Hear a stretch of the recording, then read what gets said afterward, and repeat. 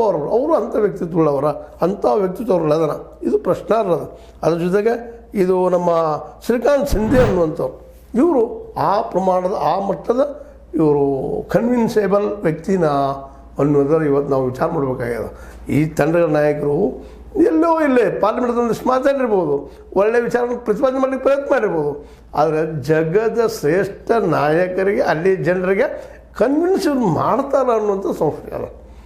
ಏನೋ ಒಳ್ಳೆಯ ಪ್ರಯತ್ನ ಮಾಡಿದ್ದಾರೆ ಮೋದಿಯವರು, ಇಲ್ಲ ನಮ್ಮ ದೇಶದ ಈ ಒಂದು ರಿಪ್ರೆಸೆಂಟೇಟಿವ್ ಕಳಿಸೋನು ಅಂತೇಳಿ, ಆದರೆ ರಿಪ್ರೆಸೆಂಟೇಟಿವ್ ವಹಿಸುವಂತಹ ಆ ವಿಷಯವನ್ನು ಕನ್ವಿನ್ಸ್ ಮಾಡುವಂಥ ಈ ನಾಯಕರೇನಿದ್ದಾರೆ ಇವ್ರ ಬಗ್ಗೆ, ಇವ್ರ ವ್ಯಕ್ತಿತ್ವದ ಬಗ್ಗೆ ಇವತ್ತು ಭಾಳಷ್ಟು ಪ್ರಶ್ನೆಗಳಿದ್ದಾವೆ.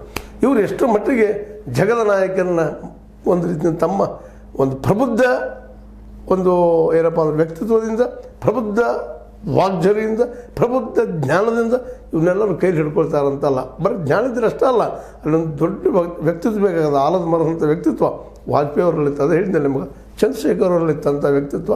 ಅಂತ ಇವತ್ತು ಯಾರಿದ್ದಾರೆ? ಈವನ್ ಮೋದಿ